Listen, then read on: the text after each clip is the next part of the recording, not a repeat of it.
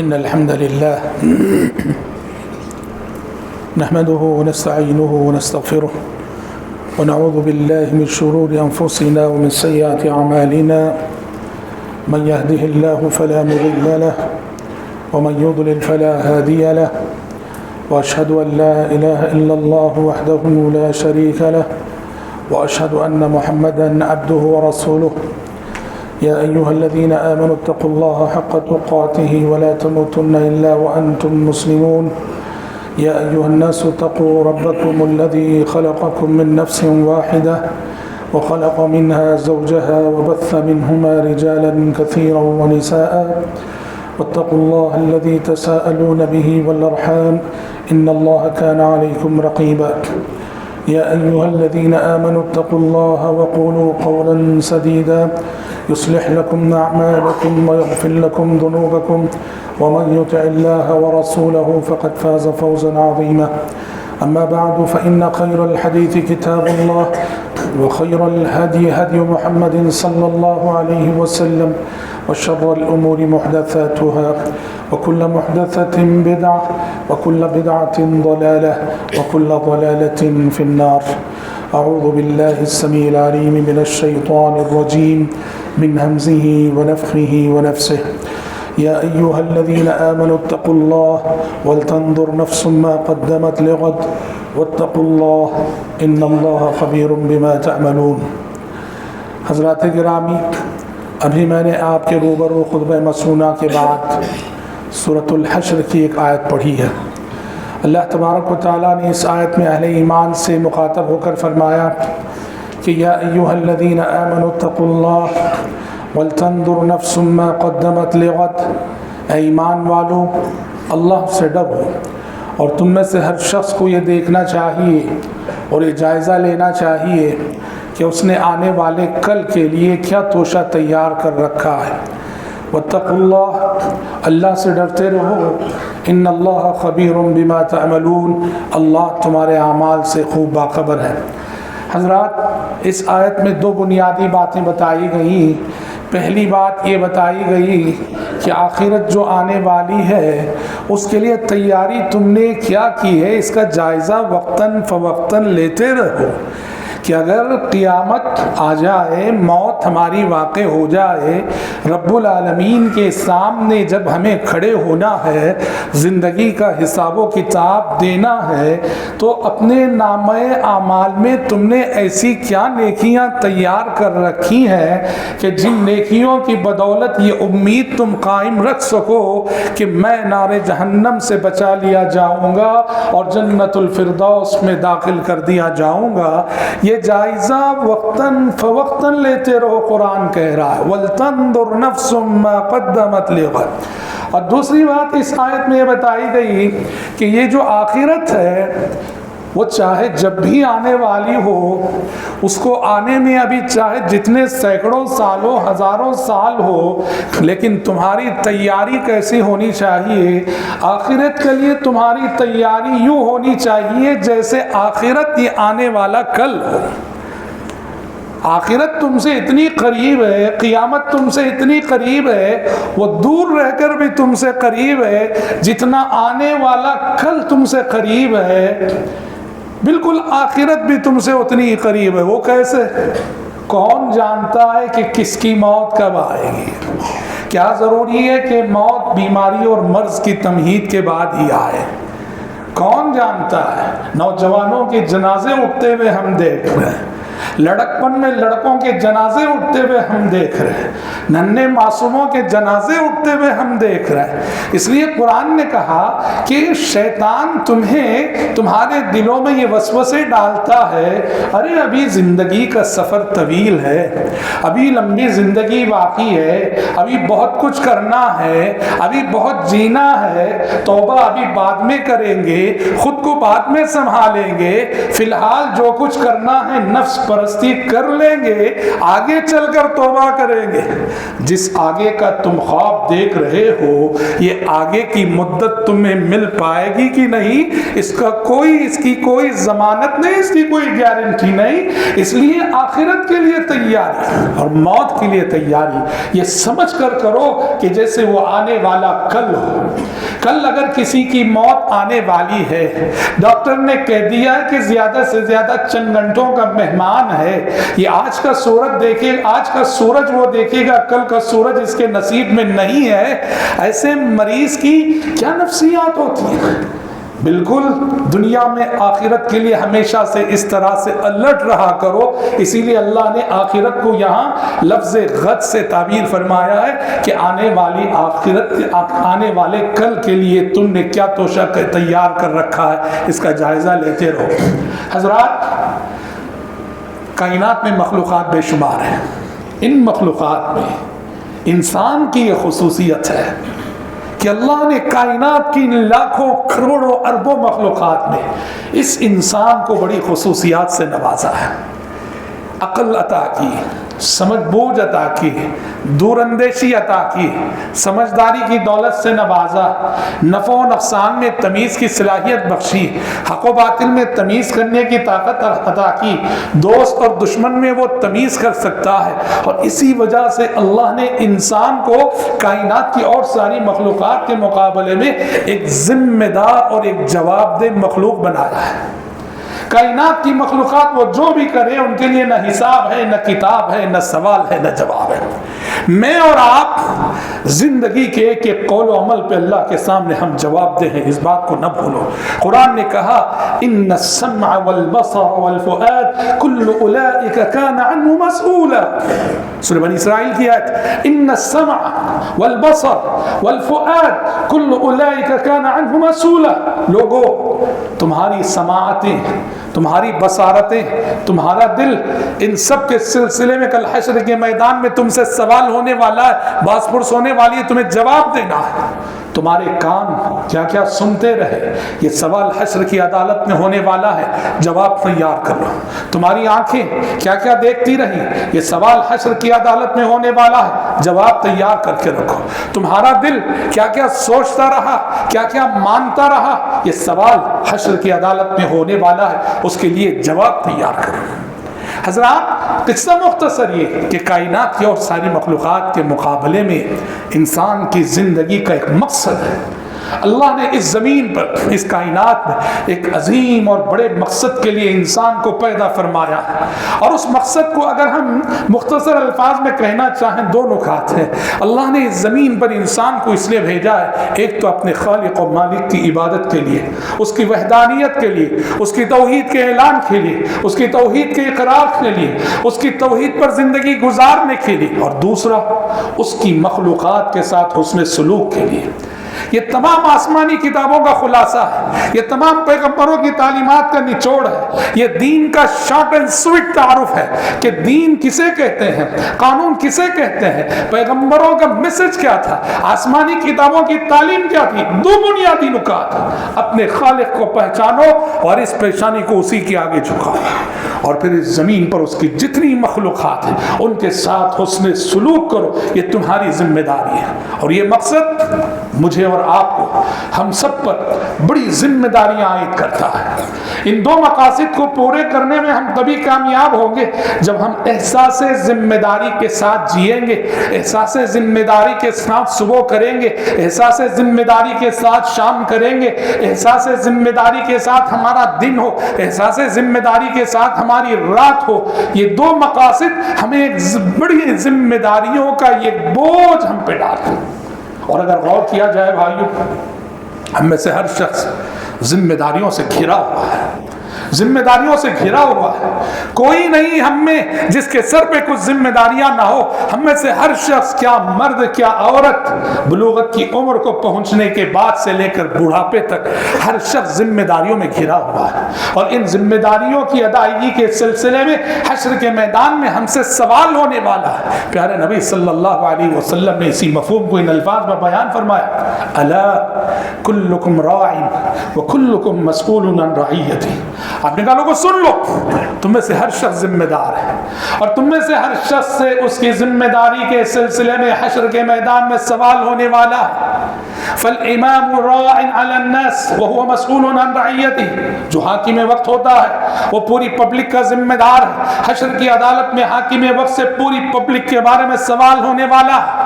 والرجل راع علی اہل بیتہ وهو مسئول عن رعیته، گھر کا سرپرست، خاندان کا بڑا اپنے خاندان کا ذمہ دار ہے، اسے حشر کی عدالت میں اپنے خاندان کے سلسلے میں جواب دہ ہونا۔ والمرأة راعیة علی بیت زوجها وهي مسئولة عنه، ہر عورت اپنے شوہر کے گھر کے ماحول بنانے کی ذمہ دار ہے، اور ہر عورت سے حشر کی عدالت میں اس کے شوہر کے گھر کے ماحول کو کہاں تک اس نے بنایا، سجایا، سنوارا، یہ سوال ہونے والا ہے۔ یہاں تک کہ فرمایا والعبد راع علی مال خادمہ وهو مسئول، آپ نے کہا کہ جو غلام ہوتا ہے، نوکر ہوتا ہے، اس سے بھی سوال ہونے والا ہے کہ اپنے آقا کے مال و متاع کی، مال و منال کی تو نے حفاظت کیسے کی۔ حضرات یہ حدیث بتاتی ہے کہ انسان ایک ذمہ دار مخلوق ہے، ہر انسان سے اس کی اپنی سطح کے مطابق حشر کے میدان میں اس کی ذمہ داری سے متعلق سوال ہونے والا ہے، اور یہ زندگی یہ موقع ہے جوابات کو تیار کرنے کا۔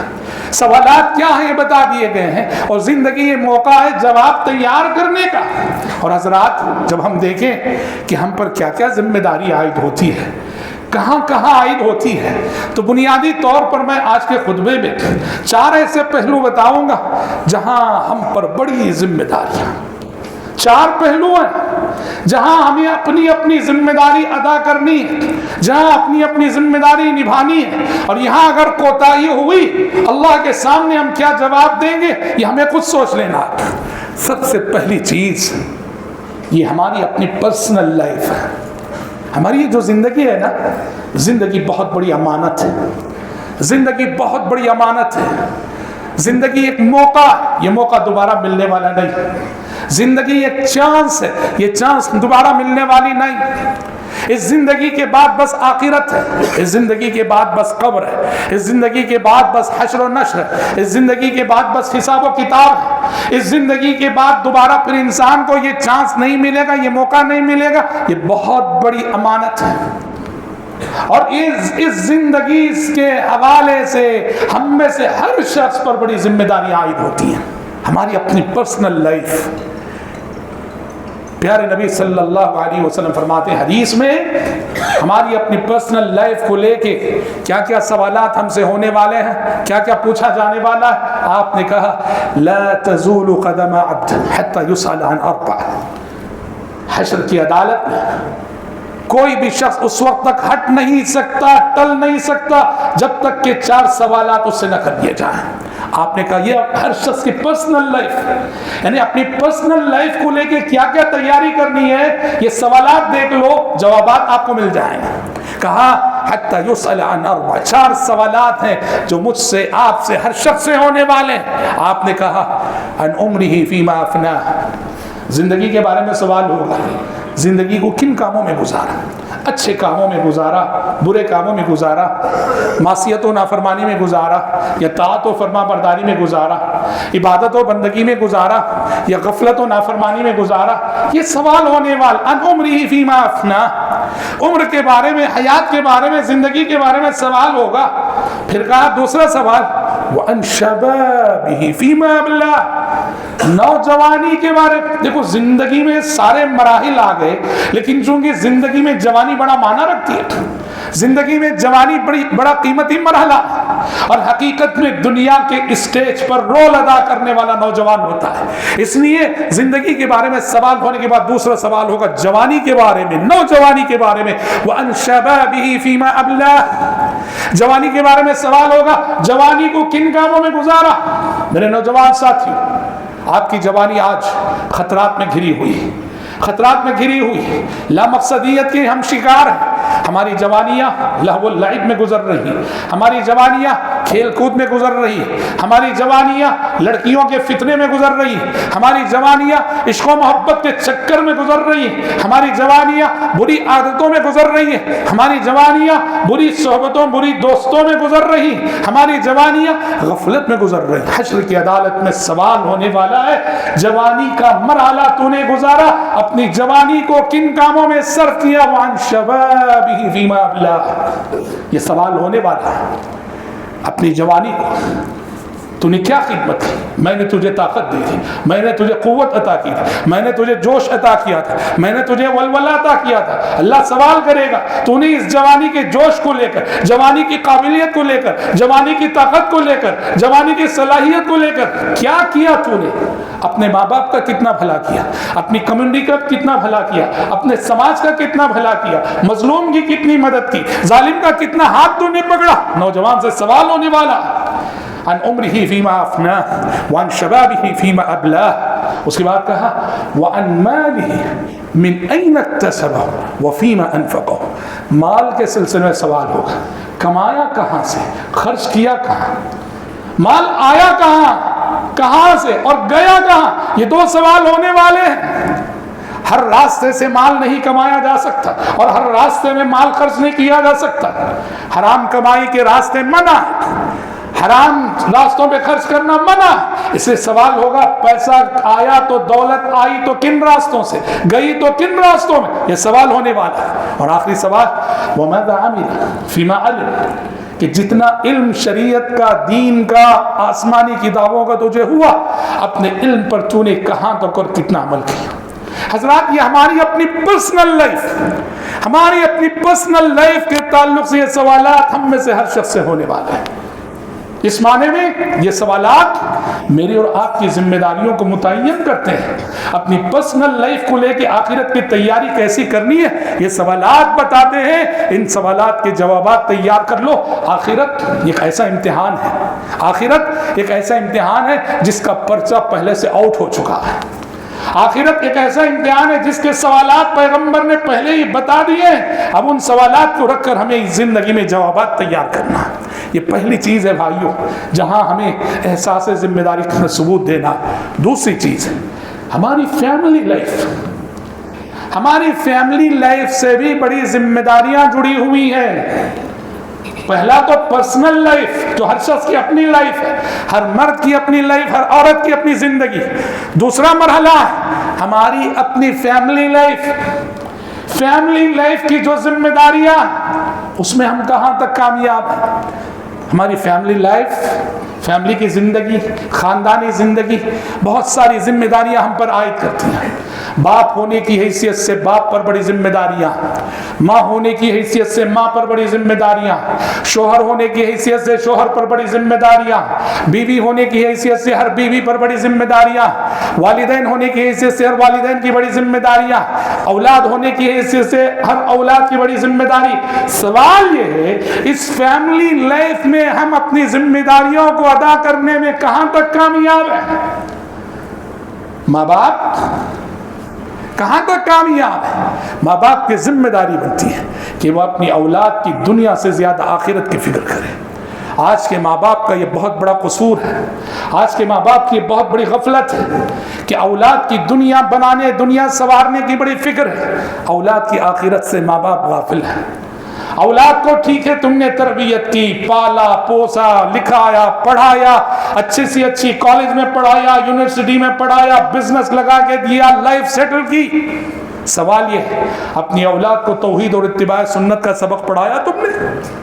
اپنی اولاد کو نمازی بنایا تم نے؟ اپنی اولاد کے دل میں دین سے محبت پیدا کی تم نے؟ اپنی اولاد کے دل میں اللہ اور اس کے رسول سے محبت پیدا کی تم نے؟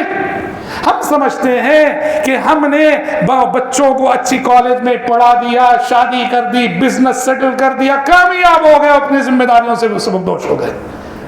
کیسے ماں باپ جو اپنی اولاد کو نعرے جہنم سے بجانے کی فکر نہ کریں، ذمہ دار ماں باپ وہ ہیں جو اپنی اولاد کی دنیا بنانے کے ساتھ ساتھ آخرت بنانے کی فکر کرتے ہیں، اولاد کو کیریکٹر دیتے ہیں، اولاد کی تربیت کرتے ہیں، اولاد کو حسن اخلاق کا سبق پڑھاتے ہیں، اولاد کو دیندار اور نمازی بناتے ہیں۔ اور وہیں اولاد کو اگر دیکھیں، اولاد بحیثیت اولاد ماں باپ کی خدمت کی، ماں باپ کی وفاداری کی، ماں باپ کی اطاعت و فرما برداری کی ذمہ داری کہاں تک نبھائے؟ بہت کم ماں باپ ایسے ہیں جنہیں یہ سعادت حاصل ہے کہ ان کی اولاد مطیع و فرما بردار ہے، اور اتنی فرما بردار کہ ماں باپ انہیں دیکھتے ہیں تو ان کی آنکھیں ٹھنڈی ہو جاتی ہیں۔ اکثر اولاد واللہ ایسے ہیں بھائیوں، آج ماں باپ کو ان کی اولاد خون کے آنسو رلا رہی ہے، اپنی بغاوت کے ذریعے، اپنی نافرمانی کے ذریعے، اپنی معصیت کے ذریعے ماں باپ کی ارمانوں کا خون کر کے دور دور تک فرما برداری نہیں۔ ماں باپ آج اللہ رحم کرے خون کے آنسو رونے پر مجبور، ماں باپ چونکہ ماں باپ ہوتے ہیں، کیا دل نے رسوا تو پھر کس کا شکوا، قیامت اٹھی ہے اپنے ہی گھر سے۔ ماں باپ اتنے ہمدرد ہوتے ہیں اولاد کے، اولاد کتنی نافرمان کیوں نہ ہو جائے، وہ اپنے بچوں کی شکایت باہر والوں سے کسی سے نہیں کرتے۔ اللہ اکبر، اندر ہی اندر گھٹتے ہیں۔ تو والدین ایک طرف اگر حسن اخلاق اور تربیت کے زیور سے آراستہ کرنے میں ناکام ہے، تو دوسری طرف اولاد بحیثیت اولاد والدین کا حق ادا کرنے میں ناکام ہے۔ شوہر کو اگر دیکھو نا، شوہر ہونے کی حیثیت سے وہ کہاں تک اپنی ذمہ داری ادا کر رہا ہے؟ کیا آپ بتاؤ، ہمارے سماج اور ہمارے معاشرے کی یہ تصویر نہیں ہے کہ کتنے گھرانے ایسے ہیں جن گھرانوں کے مرد صبح سے شام تک سوئے رہتے ہیں، کمانا نہیں آتا، محنت کا حوصلہ نہیں ہے، نتیجے میں بیچاری عورتوں کو بازو کے گھروں میں محلوں میں جا کے برتن مانج کے اپنا گھر چلانا پڑتا ہے۔ غیر ذمہ دار ہے ایسا شوہر، غافل ہے ایسا شوہر، ظالم ہے ایسا شوہر جو اتنا آرام پسند ہو، دو پیسے کماتا نہیں ہے جبکہ اللہ نے صحت سے نوازا ہے، اور بیچاری اس کی بیوی کو جا کے گھروں میں خادمہ کے طور پر، نوکرانی کے طور پہ کام کرنا پڑتا ہے۔ شوہر کا بنیادی حق کیا بتایا گیا؟ الرجال قوامون علی النساء بما فضل اللہ بعضهم علی بعض وبما انفقوا من اموالهم۔ شوہر کو اللہ نے بیوی پر جو حاکم و قوام بنایا، اس کا ایک ریزن یہ کہ شوہر کماتا ہے، خرچ کرتا ہے۔ یہ نہ کماتا ہے، یہ نہ خرچ کرتا ہے، بیچاری بیویاں ہیں جو گھر کا سارا برڈن اپنے سر پہ لیتی ہیں اور محنت کر کے برتن مانج کر اپنے بچوں کا پیٹ پالتی ہیں۔ اور وہی اگر دیکھیں ماں ہونے کی حیثیت سے کہاں تقصیر کر رہی ہیں، یہ بس میں مثالیں دے رہا ہوں، ورنہ اگر آپ ڈھونڈیں گے تو ایسے دسیوں غفلت کے مظاہر ملیں گے۔ ایک ماں ہونے کی حیثیت سے اس کی جو ذمہ داری بنتی ہے اس میں کہاں تک کامیاب ہے۔ اور سارے حقوق تو چھوڑو جو بنیادی طور پر تربیت کے تعلق سے جڑتے ہیں، آج کی مائیں، آج کی عورتیں اپنے بچوں کا جو بنیادی حق اللہ نے ان کی غذا کی شکل میں ان کے جسم میں وہ بھی نہیں دیتی۔ آپ جانتے ہیں ایک یہ چل پڑا، ایک روایت چل پڑی ہے جدید تعلیم یافتہ لڑکیوں میں، مغربی تہذیب سے متاثر لڑکیوں میں، کہ شادی کے بعد پہلے تو وہ نہیں چاہتی کہ اولاد جلدی ہو، کہتے ہیں نہیں گیپ دیں گے، 4 سال 5 سال 6 سال گیپ دیں گے، اس کے بعد اولاد کی فکر کریں۔ اور جب اولاد ہو جاتی ہے نا، اولاد ہو جاتی ہے، اللہ نے ہر ماں کی چھاتی میں اس کی اولاد کی غذا رکھی، اس کے دودھ کی شکل میں۔ آج مغربی تہذیب سے متاثر یہ لڑکیاں، بہت ساری مائیں ایسی ہیں اپنی اولاد کو یہ دودھ کا بنیادی حق جو اللہ نے ان کی جسم میں رکھا وہ بھی نہیں دیتی ہے۔ کیوں جانتے ہیں؟ تصور کیا؟ بچوں کو دودھ پلانے سے حسن و جمال میں کمی آ جاتی ہے، یہ سوچ پائی جاتی ہے کہ بچوں کو دودھ پلائیں گے ہمارے چہرے سے نزاکت چلی جائے گی، ہمارا چہرہ پختہ ہو جائے گا، اس لیے کیا کرتی ہیں، بچوں کو جو اللہ نے ان کی غذا ان کی چھاتی میں رکھی وہ بھی نہیں دیتی۔ اور لایا جاتا ہے ڈبے کا پاؤڈر، لایا جاتا ہے پاؤڈر کا دودھ بچوں کو پلایا جاتا ہے۔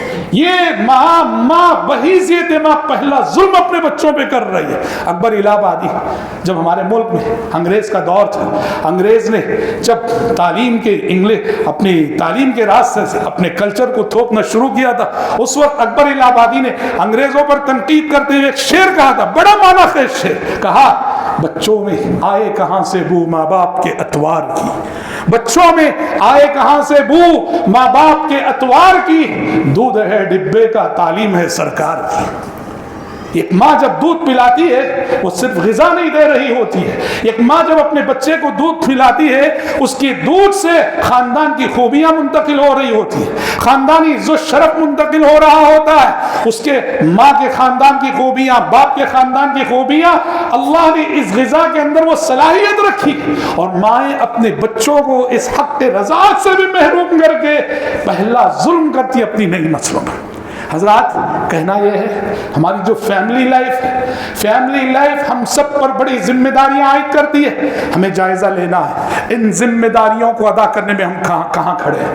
بھائی ہیں، بہنوں کے حوالے سے بڑی ذمہ داریاں بھائیوں پر بھی عائد ہوتی، بھائی جائزہ لیں اپنی بہنوں کے تعلق سے ہم نے اپنی ذمہ داری کہاں تک ادا کی۔ تو فیملی پہلے پرسنل لائف اور اس کے بعد ہے فیملی لائف۔ تیسرا مرحلہ آتا ہے سماج اور معاشرہ۔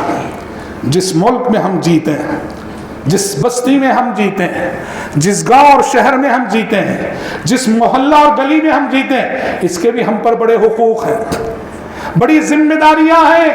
جس ملک میں ہم جیتے ہیں ملک کے حوالے سے، جس شہر میں ہم جیتے ہیں اس کے حوالے سے ہم پر بڑی ذمہ داریاں ہیں، جس محلے جس گلی میں، یہ کیا ہے ذمہ داریاں؟ بنیادی طور پر 3 نکات کہوں گا ہماری ذمہ داری بنتی ہے، اور یہ شریعت کا حکم ہے کہ جس سماج اور معاشرے میں تم جی رہے ہو، جس سوسائٹی میں تم سانس لے رہے ہو، سب کی ذمہ داری ہے اس معاشرے میں امن کو برقرار رکھنا، اس معاشرے میں امن کو برقرار رکھنا کہ یہاں ہر انسان چین سے جیے، کسی کی جان پہ خطرہ نہ ہو، کسی کے مال پہ خطرہ نہ ہو، کسی کی عزت و آبرو پہ خطرہ نہ ہو، کسی کا قتل نہ ہو، کسی کا مال نہ چرایا جائے، کسی کی عزت و آبرو پہ نہ ڈاکہ ڈالا جائے۔ سارے لوگ وہ چاہے کسی بھی دین مذہب عقیدے کے ہو، وہ چین سے جیے، چین سے سوئے، چین سے جاگے، چین سے گھومے، چین سے پھرے۔ معاشرے کے امن کو قائم رکھنا یہ سماج کی ذمہ داری ہے جو ہم سب پر عائد ہوتی ہے، اور اس میں ہم میں سے ہر شخص کو پر لازم ہے اپنا رول ادا کرے۔ سماج اور معاشرے کو پرامن رکھنے کے لیے ہم کیا کر سکتے ہیں؟ ظالم کا ہاتھ پکڑنا، مظلوم کی مدد کرنا۔ ہم دیکھ رہے ہیں کوئی کسی پہ ظلم کر رہا ہے، مظلوم کی فوراً جاؤ مدد کرو، اور ظالم کا ہاتھ روکو، چہرے مت دیکھو۔ مسلمان ظلم کر رہا ہے، چلو اس کے ساتھ مل کے ہم ظلم کریں گے، نہیں واللہ اگر کوئی مسلمان کسی غیر مسلم پہ ظلم کر رہا ہے، اسلام کی تعلیم ہے اس غیر مسلم کے ساتھ کھڑے ہو کے اس کی مدد کرو اور ظالم مسلمان کو روکو۔ چہرے نہیں دیکھے جاتے، مذہب نہیں دیکھا جاتا، اسلام کی تعلیم یہ ظالم کوئی بھی ہو اس کا ہاتھ پکڑو، روکو اسے ظلم سے، اور مظلوم کوئی بھی ہو آگے بڑھو، مدد کرو اس کی، یہ اسلام کی تعلیم۔ آپ جانتے ہیں پیارے نبی صلی اللہ علیہ وسلم نبوت سے قبل 40 سال کی عمر میں آپ کو نبوت ملی۔ نبی بننے سے پہلے ایک مرتبہ ایسا ہوا کہ مکے میں بدامنی عام ہو گئی۔ مکہ مکرمہ جو امن کا شہر ہے، امن کے شہر میں فساد پھیل گیا، قافلے چرائے جانے لگے، ظلم ہونے لگا، ڈکیتیاں ہونے لگی۔ تو سماج کے کچھ، یہ کب کی بات ہے؟ جب ہمارے نبی ابھی نبی نہیں بنے تھے، اس وقت کی بات ہے۔ سماج کے کچھ لوگ اٹھ کھڑے ہوئے، مکے کے کچھ غیر مسلم سمجھدار دانشور قسم نے کہا کہ مکہ جو پرامن شہر تھا، یہاں فساد پھیل رہا ہے، فتنے ہو رہے ہیں، چلو مکے کی لائف کو ہم پرامن بنائیں گے، سماج کو پرامن بنائیں گے۔ ایک انجمن انہوں نے قائم کی، انجمن حلف الفضول نام کی۔ آپ جانتے ہیں یہ انجمن قائم جب ہوئی، پیارے نبی صلی اللہ علیہ وسلم اس انجمن کے ممبر بن گئے، رکن رکین بن گئے، اور آپ نے معاشرے کے امن کو بحال کرنے میں اپنا رول ادا کیا۔ اچھا یہ تو آپ بولیں گے نبوت سے پہلے کی بات ہے، سچ ہے نبوت سے پہلے کی بات ہے، لیکن جب نبوت مل گئی نا آپ صلی اللہ علیہ وسلم کو، نبی بننے کے بعد بھی پیارے نبی صلی اللہ علیہ وسلم یاد کر کے خوش ہوتے تھے کہ اسلام سے قبل، نبوت سے قبل مکے میں جو کمیٹی قائم ہوئی تھی حلف الفضول نام کی، کہا ان جیسے مقاصد کے لیے آج بھی کوئی تنظیم اٹھے میں اس کا رکن بننا چاہوں گا، آج بھی میں ساتھ دینا چاہوں گا۔ تو حضرات ایک اچھے مسلمان کی اور ذمہ دار مسلمان کی علامت ہے سماج اور معاشرے کے تئیں اس پر جو ذمہ داری عائد ہوتی ہیں اس کو ادا کرنا چاہیے۔ مثال کے طور پر ہندوستان کے ہر شہر میں محکمہ پولیس پیس کمیٹی بناتا ہے جس میں شہر میں بسنے والے تمام مذاہب کے نمائندہ اور بااثر لوگوں کو جمع کیا جاتا ہے اور عہد لیا جاتا ہے کہ پورے شہر کی فضا کو پرامن رکھیں گے اور کہیں بھی فساد ہونے نہیں دیں گے، سب اس کا عہد کرتے ہیں۔ ایسے مقاصد میں ہم سب کو آگے بڑھ چڑھ کر حصہ لینا چاہیے اور معاشرے کے امن کی حفاظت میں اپنا رول ادا کرنا چاہیے۔ امن بہت بڑی چیز ہے۔ ابراہیم خلیل اللہ علیہ السلام نے جب مکہ نہ تھا، وادی غیر ذی زرع تھا، اللہ کے حکم سے سرزمین مکہ کو آباد کیا، تو مکے کے فیوچر کو لے کے جو دعائیں کی، پہلی دعا خلیل اللہ نے کیا کی؟ کھانے پینے سے پہلے اللہ خلیل اللہ نے دعا کی امن کی۔ وَإِذْ قَالَ إِبْرَاهِيمُ رَبِّ اجْعَلْ هَذَا بَلَدًا آمِنًا، اے اللہ یہ شہر مکہ جہاں تیرے حکم سے میں نے اپنی بیوی ہاجر اور اپنے لخت جگر اسماعیل کو بسایا ہے، اور جہاں تیرے حکم سے میں نے خانہ کعبہ اثر نو تعمیر کیا، پروردگارا اس کے لیے پہلی چیز جو میں تجھ سے مانگتا ہوں وہ امن ہے۔ اے اللہ اس شہر مکہ کو امن والا شہر بنا دے۔ کھانے پینے کی بات بعد میں کی، وَارْزُقْ أَهْلَهُ مِنَ الثَّمَرَاتِ، اس شہر کو امن والا شہر بنا دے اور یہاں کے باشندوں کو پھلوں کی روزی عطا فرما۔ کھانا پینا جسم کو لگتا ہی نہیں اگر سماج میں امن نہ ہو، اس لیے امن پہلے ضرورت ہے۔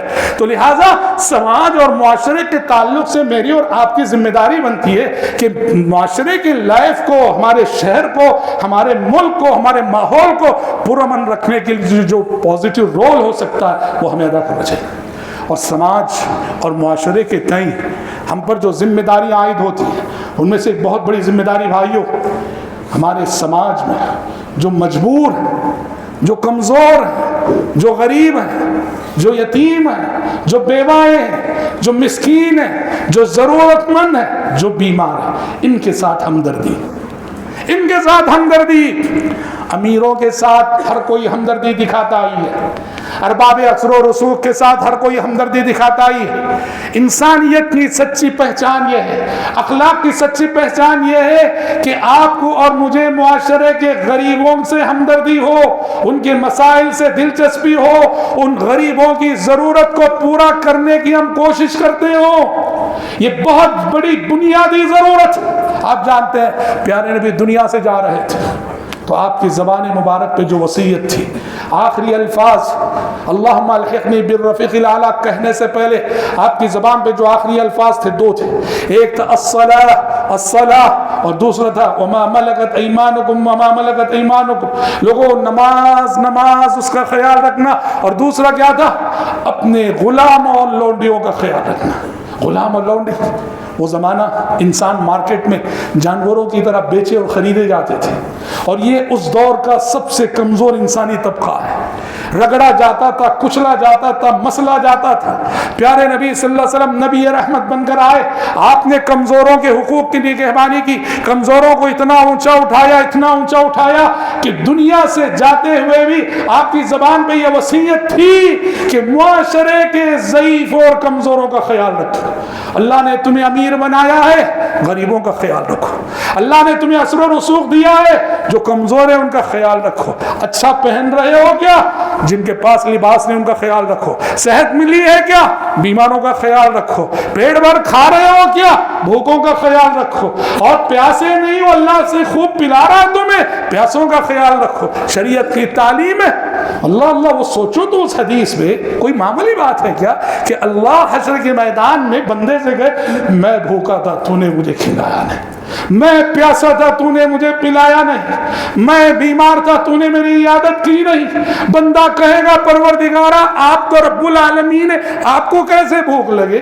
آپ تو رب العالمین ہے، آپ کو کیسے پیاس لگے؟ آپ تو رب العالمین ہے، آپ کیسے بیمار ہو گئے؟ اللہ کہے گا میرا فلاں بندہ بیمار تھا اور تو جانا کہ وہ بیمار تھا، تو نے اس کی عیادت نہ کی، اگر عیادت کیا ہوتا تو مجھے اس کے پاس ضرور پایا ہوتا۔ میرا فلاں بندہ بھوکا تھا، معلوم تھا تجھے کہ وہ بھوکا، اسے کھلانے کی تو نے فکر نہ کی، کھلایا ہوتا تو مجھے اس کے پاس پایا ہوتا۔ میرا فلاں بندہ پیاسا تھا، معلوم تھا تجھے کہ وہ پیاسا ہے، تو نے پلایا نہیں، پلایا ہوتا تو مجھے اس کے پاس پایا ہوتا۔ اور یہاں ایک بات میں بتا دوں، بھوکوں کو کھلانے کی، پیاسوں کو پلانے کی، بیماروں سے ہمدردی کی جب بات آتی ہے، یہاں بھی اسلام دین، مذہب، عقیدے کی تفریق کو جائز نہیں سمجھتا۔ ہر بھوکا انسان بھوک مٹانے والے لقمے کا حق رکھتا ہے، چاہے اس کا تعلق کسی بھی دین اور مذہب سے ہو۔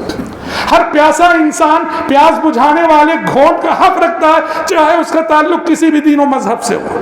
ہر بیمار انسان، مجبور انسان ہمدردی کا حق رکھتا ہے، چاہے اس کا تعلق کسی بھی دین و مذہب سے کیوں نہ ہو۔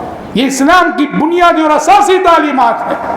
اسلام تو وہ ہے جو یہ کہتا ہے لیس المسلم الذي يشبع وجاره جائع، وہ مسلمان نہیں ہو سکتا جو خود پیٹ بھر کے کھائے اور پڑوسی بھوکا ہے، بھوکے پڑوسی کی اسے فکر نہیں۔ وہ یہودی ہو کہ نصرانی ہو کہ غیر مسلم ہو، پڑوس کو کھلانا، پڑوس کو پلانا، پڑوس کا خیال رکھنا، یہ اسلام کی تعلیم ہے۔ عبداللہ بن عمرو بن العاص رضی اللہ عنہ کے گھر میں بکری ذبح ہوئی، صحابی رسول انہوں نے کیا کہا گھر والوں سے؟ اہدیتم لجاری الیہودی، یہ جو بکری ذبح ہوئی ہے، بکری کا گوشت ہمارے پڑوسی یہودی کو ہدیے میں بھیجا کہ نہیں؟ گھر والوں سے کہا پڑوسی جو یہودی ہے فوراً یہ بکری کا گوشت ہدیے میں بھیجو۔ یہ اسلام کی تعلیم ہے جو ہندوستان جیسے معاشرے میں ہمارے لیے بڑی اہمیت کی حامل ہے۔ تو حضرات کہنا یہ ہے سماج اور معاشرے کے بھی حقوق ہوتے ہیں جنہیں ادا کرنا ہے، یہ تیسری چیز ہے۔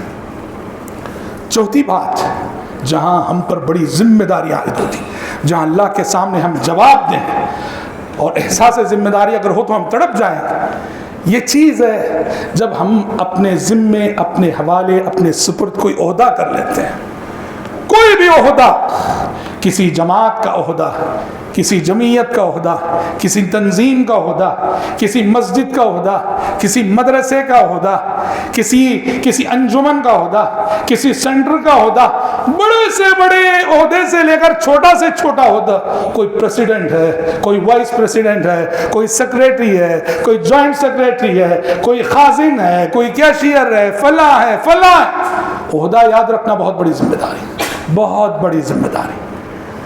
اللہ کے سامنے اس سلسلے میں ہم سب بہت جواب دیں۔ عہدے کو ہم اعزاز سمجھتے ہیں، عہدے کو اعزاز سمجھتے ہیں، عہدہ اعزاز نہیں، اعزاز سے بڑھ کر وہ ذمہ داری ہے۔ عہدے کو اعزاز سمجھ کر قبول کرنے والا کبھی اس کا حق ادا نہیں کرتا۔ عہدے کا حق وہی ادا کرتا ہے جو اسے ذمہ داری سمجھ کے قبول کرتا ہے۔ کوئی بھی عہدہ ہو، یاد رکھنا یہ بہت بڑی چیز ہے، اللہ کے سامنے بہت جواب دہی کی بات ہے۔ عمر بن خطاب رضی اللہ عنہ خلیفہ وقت، اللہ اکبر، احساس جواب دہی سے تڑپ جاتے تھے، نیند نہیں آتی تھی ان کو کہ میں خلیفہ ہوں اور جہاں جہاں تک میری حکومت ہے سب کی ذمہ داری میرے سر ہے، حشر کی عدالت میں سوال ہوگا تو میں کیا جواب دوں گا؟ تڑپ اٹھتے تھے، بے چین ہو کے کہتے تھے۔ احساس ذمہ داری کسے کہتے ہیں سنیے، بے چین ہو کے حضرت عمر کہتے تھے واللہ لو عثرت بغلة في العراق لخشیت ان يسألنی اللہ عز وجل لما لم تصلح لها الطریق یا عمر۔ کہتے تھے کہ میں مدینے میں ہوں لیکن آج اگر عراق کی کسی سڑک پر چلتے ہوئے خچر کو ٹھوکر لگ جائے، خچر کو کہا عراق کی سڑک پر چلتے ہوئے کسی خچر کو ٹھوکر لگ جائے، مجھے ڈر ہے کہ حشر کے میدان میں مجھ سے سوال ہوگا کہ عمر تمہارے زمانے خلافت میں عراق کی سڑک پر چلتے ہوئے خچر نے ٹھوکر کھائی تھی، تم نے راستوں کو درست کیوں نہیں رکھا تھا؟ اور اتنی بڑی چیز ہے عہدہ۔ عام طور پر کیا ہوتا ہے میں کسی عہدے پر ہوں، میری پوری کوشش ہوتی ہے کہ میرے بعد میری جگہ میرا بچہ ہے، میرا بیٹا ہے۔ اور حضرت عمر سے پوچھیے آپ، حضرت عمر کے بعد ولی عہد نامزد کرنے کی بات آئی کہ کس کو ولی عہد نامزد کریں کہ ان کے بعد ان کی جگہ لے، سارے صحابہ نے مل کر حضرت عمر کو مشورہ دیا، امیر المومنین اپنے بعد اپنے بیٹے عبداللہ بن عمر کو ولی عہد نامزد کر دیجیے۔ ڈر گئے حضرت عمر، سہم گئے حضرت عمر، کہا ایک تو میں خود یہ جو ذمہ داری اپنے سر لے لیا ہوں، اللہ کے سامنے جواب دہی کے احساس سے پریشان ہوں، اب میرے بعد یہ بوجھ میری اولاد کے سر آنے لگا، لوگوں کی زبانی میرے بیٹے کا نام آنے لگا۔ حضرت عمر نے کیا کہا جانتے ہیں؟ حضرت عبداللہ بن عمر کی اہمیت لوگوں کی نظروں میں کم کرنے کے لیے، ارے تم لوگ اس نوجوان کا نام لے رہے ہو جسے اپنی بیوی کو طلاق دینے کا طریقہ بھی نہیں آتا۔ حضرت عبداللہ بن عمر سے غلطی ہوئی تھی، حالت حیض میں بیوی کو طلاق کہہ دی تھی انہوں نے، پیارے نبی نے بعد میں وہ اس کا کریکشن کیا تھا کہ واپس لو، رجوع کرو، اور حالت طہر میں پاکی کی حالت میں طلاق دینا، یہ جو غلطی ہوئی تھی۔ حضرت عمر نے جب دیکھا کہ خلافت کے لیے میرے بعد میرے بیٹے کا نام آ رہا ہے، تو ان کی اہمیت لوگوں کی نظروں میں کم کرنے کے لیے، تاکہ کل کے روز کوئی ان کا نام دوبارہ نہ لے گا، جس ابن عمر کو طلاق دینے کا طریقہ نہیں معلوم، وہ خلافت کی کرسی کو کہاں سے پائے گا؟ یہ چیز ہے بھائیوں، عہدہ بہت بڑی ذمہ داری، بہت بڑی جواب دہی کی چیز ہے۔ یہ چار عناصر ہیں، پرسنل لائف، فیملی لائف، سماج اور معاشرہ، یہ تو سبھی سے متعلق ہے۔ اور چوتھی چیز، وہ لوگ جو کہیں بھی کسی بھی عہدے پر فائز ہیں، ان کے لیے یہ چار عناصر ہیں جہاں ہم بہت ذمہ دار ہیں۔ اور واقعی اگر ہم احسن طریقے سے امانت داری سے ان ذمہ داریوں کو نبھاتے ہیں تو اللہ کے پاس ہمارے درجات بھی اتنے ہی بلند ہوں گے، ہمارے لیے فضیلتیں بھی اتنی ہی ہوں گی۔ اسی لیے آنکھ بند ہونے سے پہلے، زندگی کا سفر ختم ہونے سے پہلے، یوم الحساب کے آنے سے پہلے، ہمیں خود اپنا جائزہ لے کر جہاں ہم غلط ہیں وہاں اپنے آپ کو درست کر لینا ہے۔ حضرت عمر کہتے تھے، حاسبوا انفسکم قبل ان تحاسبوا وزنوها قبل ان توزنوا، کہا لوگوں یوم الحساب کے آنے سے پہلے اسی دنیا میں اپنا حساب آپ لے لو، اور قیامت کے روز کے ترازو میں تولے جانے سے قبل اسی دنیا میں اپنا وزن آپ کر کے دیکھ لو۔ کیوں؟ یہاں حساب لے لو گے، جو کمی ہوگی اس کی اصلاح کرنے کا آپ کو راستہ رہے گا، موقع رہے گا، ورنہ یوم الحساب کے دن اگر کوئی کمی ہوگی تو اس کمی کی بھرپائی کا کوئی راستہ نہ ہوگا۔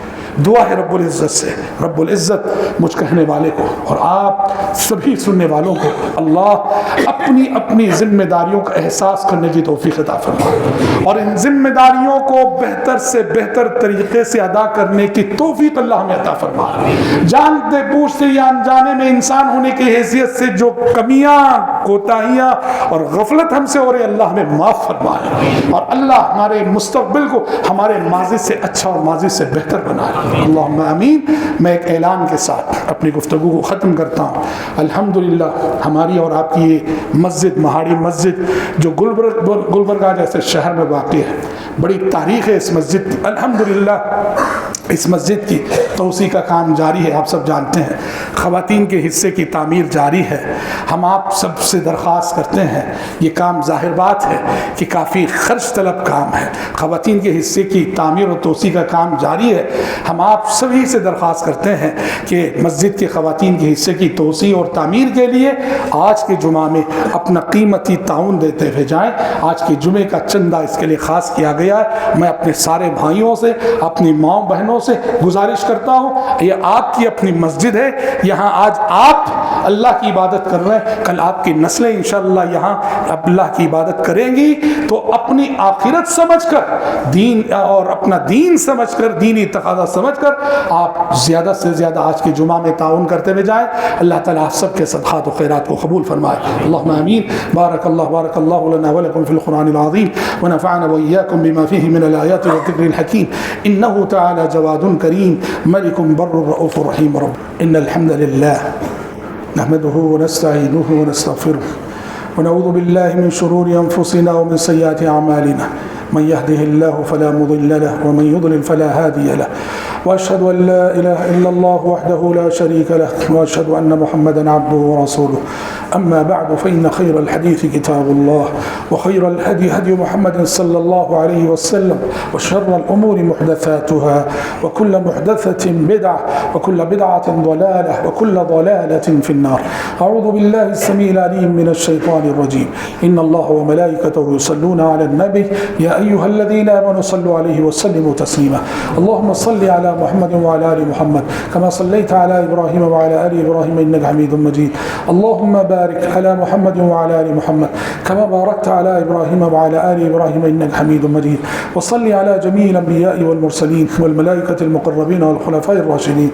اللهم انصر من نصر دين محمد صلى الله عليه وسلم واجعلنا منهم آمين، واخذل من خذل دين محمد صلى الله عليه وسلم ولا تجعلنا منهم آمين. عباد الله رحمكم الله، إن الله يأمر بالعدل والإحسان وإيتاء ذي القربى وينهى عن الفحشاء والمنكر والبغي يعظكم لعلكم تذكرون. اذكروا الله يذكركم وادعوه يستجب لكم ولذكر الله أكبر والله يعلم ما تصنعون.